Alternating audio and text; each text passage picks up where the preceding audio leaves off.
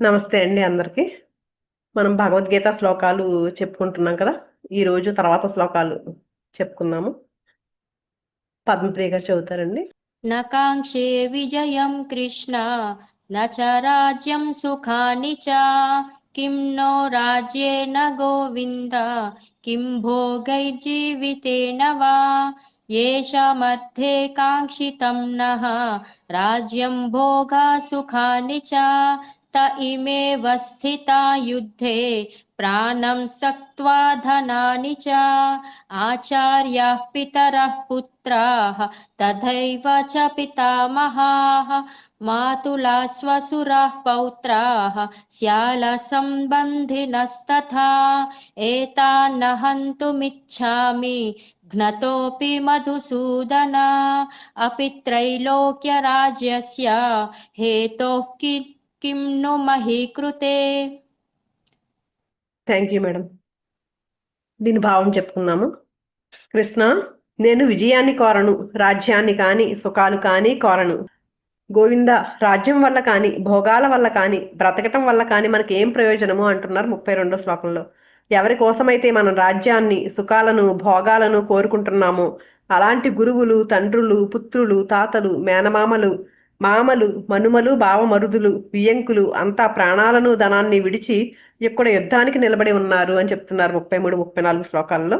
మధుసూదన, వారు నన్ను చంపిన త్రిలోక రాజ్యాధిపత్యానికైనా సరే నేను వారిని చంపటానికి ఇష్టపడను. ఇక భూలోక రాజ్యం సంగతి దేనికి అని అంటున్నారు 35వ శ్లోకంలో. నకాంక్షే విజయం కృష్ణ నచ రాజ్యం సుఖానిచ. కృష్ణ, నాకు రాజ్యము వద్దు, సుఖాలు వద్దు, విజయాన్ని కోరను అంటున్నాడు ఇప్పుడు అర్జునుడు. ఇది ఒక రకమైన తాత్కాలిక వైరాగ్యము. అసలు ఇంతకాలం నుండి ఆలోచనలు చేసింది యుద్ధం గురించి కాదా? అరణ్యవాస కాలంలో 5 సంవత్సరాల పాటు అస్త్ర సంపాదన కొరకు సోదరులను వదిలి వెళ్ళింది ఈ యుద్ధం గురించి కాదా? యుద్ధంలో విజయాన్ని సాధించడానికి కాదా? అసలు ఇప్పుడు కురుక్షేత్ర యుద్ధ భూముల్లో ప్రవేశించింది యుద్ధం చేయటానికి కాదా? యుద్ధంలో విజయం సాధిస్తే రాజ్యం వస్తుంది అని కాదా? రాజ్యం చేతికొస్తే సుఖాలు భోగాలు వస్తాయని కాదా? అయితే ఇప్పుడేమిటి మరి ఈ వైరాగ్యము? ఈ వైరాగ్యము ఆత్మజ్ఞానం వల్ల వచ్చిన నిజమైన వైరాగ్యం కాదు, ప్రసూతి వైరాగ్యము, పురాణ వైరాగ్యము, శ్మశాన వైరాగ్యం లాగా మమకారము అనే జబ్బు వల్ల వచ్చిన తాత్కాలిక వైరాగ్యం మాత్రమే. అందుకే రాజ్యము వద్దు, సుఖాలు వద్దు, భోగాలు వద్దు అంటున్నారు. ఒక సైక్రియాట్రిస్ట్ని అడిగితే ఈ లక్షణాన్ని బాగా విశ్లేషించి చెప్పగలుగుతారు. మతి చెలించిన వాడు తనకేది కావాలో అది తనకి అక్కర్లేదు అంటాడు. ఏది లేక మతి చెలించిందో అది తన దగ్గర పుష్కలంగా ఉన్నట్లు మాట్లాడతాడు. ఉన్న డబ్బంతా ఒక్కసారిగా పోయినవాడు కటిక పేదరికంలో ఉండాల్సి వచ్చినప్పుడు మతి చెలిస్తే చిత్తు కాగితాలను పోగేసి డబ్బుగా లెక్క పెడుతూ ఉంటాడు. వేలు లక్షలు కనిపించిన వాడినల్లా తీసుకోమంటాడు. భర్త నిరాదరణకు గురైన భార్య మతి చెలిస్తే మా వారికి నేనంటే ఎంతో ప్రేమ, మా మధ్య ఎప్పుడు గొడవలే రావు అని అందరికీ చెప్తుంది. ఇప్పుడు అర్జునుడి పరిస్థితి కూడా దాదాపుగా ఇంతే. వచ్చింది తమ రాజ్యాన్ని యుద్ధంలో జయించి తీసుకోవాలనే, కానీ మమకారం మోహాన్ని కలిగించింది.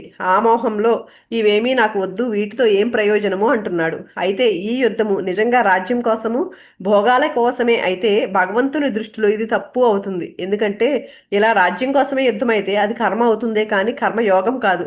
ఫలితంపై ఆసక్తి లేకుండా, ఏం జరుగుతుందో అనే బెంగ లేకుండా తన కర్తవ్యాన్ని నిర్వర్తించడమే కర్మయోగము. ఆ దృష్టి ఇప్పుడు అర్జునుడికి లేదు. అందుకే ఇంకా తన విషాదానికి కారణాలు వినిపిస్తున్నాడు. రాజ్యాన్ని సుఖాలను ఎందుకు వద్దనుకుంటున్నాడో మరో కోణంలో కారణాన్ని చెప్తున్నాడు. అసలు ఈ రాజ్యము కానీ సుఖాలు కానీ భోగాలు కానీ ఎవరి కోసము? తన అన్నదమ్ములు, తల్లిదండ్రులు, భార్యాబిడ్డలు, తాతలు, మనుమలు, గురువులు, బంధుమిత్రులు మొదలైన వారి కోసమే కదా. అయితే యుద్ధంలో విజయం సాధించి రాజ్యాన్ని పొందిన తర్వాత ఈ రాజ్యభోగాలు సుఖాలు అనుభవించాల్సిన తండ్రులు, తాతలు, పుత్రులు, మనమళ్ళు, ఆచార్యులు, ఇతర బంధుమిత్రులు అందరూ ప్రాణాలకు తెగించి ఈ యుద్ధ రంగంలో నిలబడిన వారే. వారంతా యుద్ధంలో ప్రాణాలు వదిలితే ఇక ఎవరు అనుభవించడానికి ఈ రాజ్యం కానీ భోగాలు కానీ? చాలా తెలివిగా వాదిస్తున్నాను అని భావించాడు అర్జునుడు. తాను ఇంత గట్టిగా వాదిస్తున్న శ్రీకృష్ణుడు మాత్రం మౌనంగానే ఉన్నారు. ఎందుకంటే శ్రీకృష్ణుడి దృష్టిలో స్వధర్మ నిర్వహణ మాత్రమే ఉన్నది. లాభమైన నష్టమైన, విజయమైన అపజయమైన, ప్రాణాలు వదిలేది తమవారైనా శత్రుపక్షం వారైనా అవేమీ పట్టించుకోనక్కర్లేదు. ఎవరో చస్తారని తన స్వధర్మాన్ని విడిచిపెట్టకూడదు. యుద్ధం క్షత్రియునికి స్వధర్మము. పైగా ఈ యుద్ధాన్ని పాండవులు కోరి తెచ్చుకున్నది కాదు. యుద్ధాన్ని నివారించడానికి చేయాల్సిన ప్రయత్నాలన్నీ చేశారు. చివరికి శ్రీకృష్ణుడినే రాయబారిగా పంపారు. అయినా అనివార్యంగా వచ్చి పడింది ఈ యుద్ధము. అందుకే యుద్ధము అనే ఈ స్వధర్మ కర్మను తప్పక చేయాలి అర్జునుడు. ఇదే భగవంతుడి ఆంతర్యము. అందుకే అర్జునుడు తన స్వధర్మాన్ని విడిచిపెట్టడానికి చెప్పే సాకులన్నింటినీ చిరునవ్వుతో మౌనంగా వింటున్నారు. అర్జునుడికేమో శ్రీకృష్ణుడి మౌనము చిరునవ్వు ఉక్రోషం కలిగిస్తుంది. అందుకే ఇక ఇలా కాదు, చాలా గట్టిగా తన నిశ్చయాన్ని చెప్పాలనుకున్నాడు. ఇక శ్రీకృష్ణుడు తన మాటలను తేలిగ్గా కొట్టి పారేయటానికి వీలు లేకుండా బల్లగుద్ది చెప్పాలనుకున్నాడు. మధుసూదన విను నా ప్రతిజ్ఞ. నన్ను వాళ్ళు చంపినా సరే, త్రిలోకాధిపత్యం లభిస్తుందన్నా సరే, నేను మాత్రం వాళ్ళని చంపను కాక చంపను. అలాంటిది ఈ భూలోక రాజ్యం నాకు ఒక లెక్క అని తెలిసి చెప్తున్నాడు అర్జునుడు ఇక్కడ. ఇంత గట్టిగా అర్జునుడు చెప్తున్నా శ్రీకృష్ణుడు మాత్రం చిరునవ్వులు చిందిస్తూ మౌనంగానే ఉన్నాడు. 7 అక్షోహిణుల సేనను సమకూర్చుకుని ఇంత దూరం వచ్చింది దేనికోసము? త్రిలోకాధిపత్యం కోసం కాదు, భూలోక రాజ్యంలోని దుర్యోధనుడి అధీనంలో ఉన్న తమ రాజ్య భాగం కోసమే. అయితే ఇప్పుడు మాత్రము త్రిలోకాధిపత్యం కూడా అక్కర్లేదు అంటున్నాడు అర్జునుడు. దీంతో అర్జునుడి భావం ఏంటో అర్థమైంది శ్రీకృష్ణుడికి. రాజ్యం కన్నా సుఖ భోగాల కన్నా ఆత్మీయులైన తమ వారి ప్రాణాలే మిన్న. కనుకనే ఇంత గట్టిగా వైరాగ్యంగా మాట్లాడుతున్నాడు అర్జునుడు. వాళ్ళు నన్ను చంపినా నేను వారిని చంపను అంటున్నాడు అర్జునుడు. నిశ్చయంగా దృఢంగా చెబుతున్నాడు ఈ మాటల్ని. అంటే వైరాగ్యం వచ్చినట్లే. ఒక చెంపపై కొడితే రెండో చెంప చూపించమన్న గాంధీజీ మాటలే అయినా శ్రీకృష్ణుడు ఇంకా మౌనంగానే ఉన్నాడు. ఎందుకంటే అర్జునుడి అహింసావాదం అజ్ఞానం మీద ఆధారపడి ఉంది. అంతేకాదు వైరాగ్యం వచ్చినా శిష్యభావం రాలేదు. పెద్ద మొనగాడిలా మాట్లాడుతున్నాడు. కనుక వైరాగ్యంతో పాటు శిష్యభావం కూడా వచ్చేదాకా ఆగాలి అనుకున్నాడు శ్రీకృష్ణుడు. శిష్యభావం లేనివానికి జ్ఞానబోధ తలకెక్కదు. అందుకే అర్జునుడి వాక్ ప్రవాహానికి అడ్డుకట్ట వేయకుండా మౌనంగానే ఉన్నాడు. ఈ మౌనం అర్జునుడికి చిర్రెత్తుకొస్తుంది. ఇంకా ఎలా చెప్తే ఈయన నా భావాలను అర్థం చేసుకుంటాడు అని ఆలోచించి ఇక నచ్చ చెప్పే పద్ధతిలో మాట్లాడాలని అనుకుంటున్నాడు. మరి ఇప్పుడు ఏమని చెప్పబోతున్నాడు తర్వాత శ్లోకాల్లో? అయితే పద్మప్రియ గారు చదువుతారా మీరు? మేము చదువుతాం. నిహత్య ధార్తరాష్ట్రాన్నః కా ప్రీతిః స్యా జనార్దన పాపమేవాశ్రయేదస్మాన్ హత్వైతనాతతాయనః తస్మాన్నార్హ వయం హంతుం ధార్తరాష్ట్రాన్ స్వబాంధవాన్ స్వజనం హి కథం హత్వా సుఖినః స్యామ మాధవ. ఓకే, థ్యాంక్ యూ అండి. భావం చెప్పుకుందాము. జనార్దన, ఈ ధృతరాష్ట్ర పుత్రులను చంపటం వల్ల మనకి ఏం సంతోషం కలుగుతుంది? ఆతతాయినులు అయిన వీరిని చంపటం వల్ల మనకు పాపమే కదా. అందువల్ల మన బంధువులైన ఈ ధార్తరాష్ట్రులను చంపడం తగదు. మాధవ, మన బంధువులైన వారిని చంపుకోవడం వల్ల మనం ఎలా సుఖపడగలము? ఎంత గట్టిగా చెప్పినా శ్రీకృష్ణుడికి పరిహాసంగా ఉన్నట్లుంది. కనుక ఎలా కాదు, తెలియని పసిపిల్లలకు నచ్చ చెప్పినట్లుగా చెప్పి చూద్దాం అనుకుని తన యుద్ధ విముఖతకు కారణాన్ని మరో కోణంలో నుండి వివరించబోతున్నాడు అర్జునుడు. ధార్తరాష్ట్రులు ఎన్నో దుర్మార్గాలు చేసిన వారు, తమకెన్నో అపకారాలు చేసిన వారు, తమ ప్రాణాలు తీయాలని ప్రయత్నించిన వారు, తమను ఎంతగానో అవమానించిన వారు, తమ రాజ్యాన్ని నియమం ప్రకారం తిరిగి ఇవ్వాల్సి ఉండగా ఇవ్వకుండా యుద్ధానికి సిద్ధమై వచ్చిన వారు. అలాంటి దుర్మార్గులను చంపవలసిందే అని శాస్త్రాలు చెప్తున్నాయి. అయినప్పటికీ నేను వారిని చంపను అని అంటున్నందుకే బహుశా శ్రీకృష్ణుడు నవ్వుతూ ఉండొచ్చు, నా మాటలను తేలిగ్గా కొట్టి పారేస్తూ ఉండవచ్చు. కనుక నేను నా వాదాన్ని సరిగ్గా వినిపించాలి అని భావించిన అర్జునుడు దుర్మార్గులైనా సరే ఎందుకు చంపరాదో తెలియచేయబోతున్నాడు. జనార్దన, ధార్తరాష్ట్రులు దుర్మార్గులే. అలాంటి వారిని ఆతతాయినులు అంటారు. ఆతతాయినులు అంటే కొంపలకు నిప్పు పెట్టేవారు, విష ప్రయోగం చేసేవారు, ధనాన్ని అపహరించేవారు, భూమిని కాజేసేవారు, పరస్త్రీలను అవమానించేవారు, అపహరించేవారు, ఆయుధాలు ధరించి చంపటానికి పైకి వచ్చేవారు. మరి ధార్తరాష్ట్రులు ఈ పనులన్నీ చేసిన పరమ దుర్మార్గులు. లక్క ఇంటికి నిప్పు పెట్టి పాండవులందరినీ అంతం చేయాలనుకున్నారు. భీముడికి విషం కలిపిన అన్నం తినిపించారు. పాండవుల యొక్క ధన సంపదలన్నీ మాయాజోతంతో హరించారు. పాండవుల రాజ్యాన్ని అరణ్య అజ్ఞాతవాసాలు పూర్తి చేసి వచ్చేంత వరకు తమ అధీనంలో ఉంచుకొని వారు తిరిగి రాగానే ఇవ్వాలి అనే ద్యోత నియమాన్ని ఉల్లంఘించి వారి రాజ్యాన్ని వారికి ఇచ్చేందుకు తిరస్కరించారు. పాండవుల భార్య ద్రౌపదిని నిండు సభలోకి ఈడ్చుకుని వచ్చి ఘోరాతి ఘోరంగా అవమానించారు. ఉత్తర గోగ్రహణ సమయంలోనూ ఇప్పుడు ఈ యుద్ధంలోనూ ఆయుధాలతో వచ్చారు. కనుక ధార్తరాష్ట్రులు ఆతతాయునులే. బహుశా ఈ పదం నుంచే అల్లరి చిల్లరి పనులు చేసే కుర్రవాళ్ళను ఆకతాయిలు అనడం జరిగిందేమో. కనుక ధార్తరాష్ట్రులు దుర్మార్గులు అనటంలో సందేహం లేదు. అయినా సరే ఇలాంటి వారిని చంపడం పాపమే కదా అంటున్నాడు అర్జునుడు.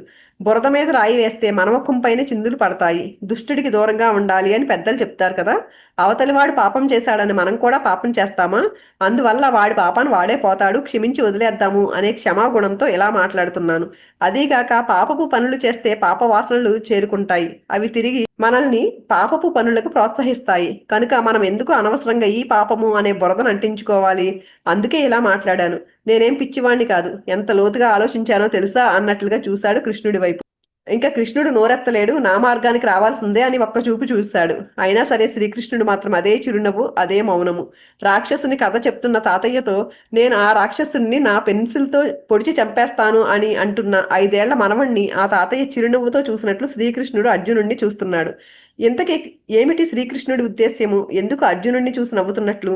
ధర్మాన్ని నిలబెట్టడానికి అధర్మాన్ని అణచాలి అనే బాధ్యత నుంచి తప్పుకుంటున్నందుకు, అధర్మ పరులను శిక్షించే విషయంలో మమకారానికి లొంగుతున్నందుకు, క్షత్రియునికి స్వధర్మమైన యుద్ధం చేసి శత్రువులను చంపితే పాపం వస్తుంది అంటున్నందుకు, స్వధర్మ నిష్ట నుండి జారిపోతున్నందుకు. అందుకే చిరునవ్వు, మౌనము.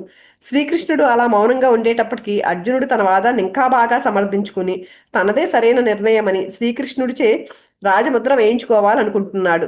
దానికై ఇప్పుడు ఒప్పుకోవయ్యా నా మాట అని బతిమాలుకునే ధోరణిలో మాట్లాడి చూద్దాం అనుకున్నాడు. మాధవ, మన బంధువులను మనం చంపుకుంటే మనకేం సుఖము? అందుకని స్వబాంధవులైన వారిని, స్వజనులైన వారిని చంపదగదు కదా అన్నాడు. సుఖం అనేది 2 రకాలు. ఒకటి ఇహలోక సుఖము, రెండవది పరలోక సుఖము. మనం బంధువులను, ఆత్మీయులను, మిత్రులను చంపుకుంటే వారి తల్లిదండ్రులు కానీ, భార్య బిడ్డలు కానీ ఆక్రోశిస్తూ మనకు శాపనార్థాలు పెడతారు. కనిపించినప్పుడల్లా తిడతారు. ఎదురుగా వచ్చి పెద్దగా తిట్టకపోయినా ఈ పాపాత్ముడి వల్లే కదా నేను భర్తను కోల్పోయాను, బిడ్డను కోల్పోయాను అని లోపల తిట్టుకుంటూ అసహించుకుంటారు. ఆ తిట్లు, శాపనార్థాలు తింటూ ఏం సుఖపడతాము? కనుక ఇహలోక సుఖం లేదు. పోనీ ఇహలోక సుఖం లేకపోతే పోయింది, పరలోక సుఖమైనా లభిస్తుందా? ఇంతమందిని నిర్దాక్షిణ్యంగా చంపిన తర్వాత అందులో దుర్మార్గులతో పాటు ఎందరో మంచివారు కూడా ఉండొచ్చు. ఈ పాపం స్వర్గ సుఖాలను కూడా దూరం చేస్తుంది. భూలోకంలో పుణ్యకర్మలు ఆచరించిన వారికి స్వర్గ ప్రవేశం ఉంటుంది. అక్కడి స్వర్గ భోగాలు అనుభవంలోకి వస్తాయి. కానీ ఇందరిని చంపి పాపం చేసిన వాడికి అంతా నరకమే కానీ స్వర్గభోగాలు ఎక్కడా? కనుక మాకు ఉభయ భ్రష్టత్వమే కదా మాధవ. మమ్మల్ని ఎందుకయ్యా ఇలాంటి క్రూర కర్మకు ప్రోత్సహిస్తున్నావు? ఇక్కడ మాధవ అనే సంబోధనలో ఒక ఎత్తు పొడుపు కూడా ఉంది. మా అంటే లక్ష్మీదేవి, ధవుడు అంటే భర్త, మాధవ అంటే లక్ష్మీపతి అని. లక్ష్మి అంటే శుభప్రదమైనది, మంగళప్రదమైనది. నువ్వేమో మంగళస్వరూపుడువు, నన్నేమో అమంగళమైన పనికి ప్రోత్సహిస్తున్నావు. నీకు ఇది న్యాయమా అనే ఎత్తు పొడుపు కూడా ఉంది, దీనాలాపన ఉంది.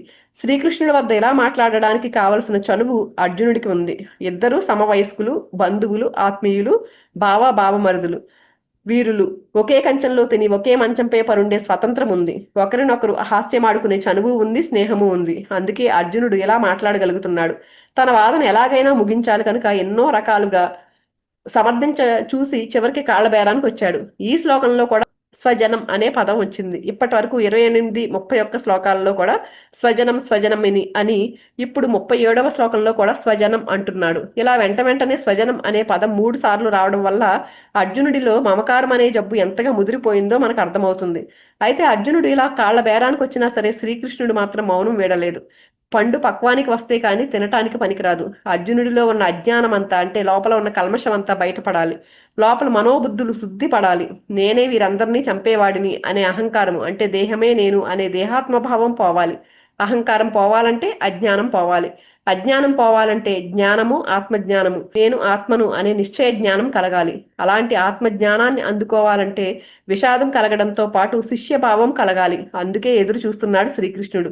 ఇంకెంతసేపు, ఇంకొద్దిసేపట్లోనే తన అజ్ఞానాన్ని ప్రదర్శించడానికి అర్జునుడికి ఇక సాకులు దొరకవు. చేసేదేమీ లేక శరణాగతి కోరుకుంటాడు. అదిగో ఆ సమయం వచ్చేంత వరకు తాను నోరు విప్పకూడదు అనుకున్నాడు శ్రీకృష్ణుడు. అందుకే మౌనంగా ఉన్నాడు. అదే చిరునవ్వుతో కానీ ఇంకా ఏం కక్కుతావో కక్కు అంటున్నట్లుగా చూస్తున్నాడు అర్జునుడిని. దానితో అర్జునుడు ఇప్పుడు ఒక నిశ్చయానికి వచ్చాడు. ఈ యొక్క యుద్ధం వల్ల జరిగే అనర్థాలన్నింటినీ ఏకరువు పెట్టి తన చివరి అస్త్రాన్ని ప్రయోగించాలనుకుంటున్నాడు. ఏమిటా అనర్థాలు? తర్వాత శ్లోకాల్లో రేపు చెప్పుకుందామండి. థ్యాంక్ యూ అండి.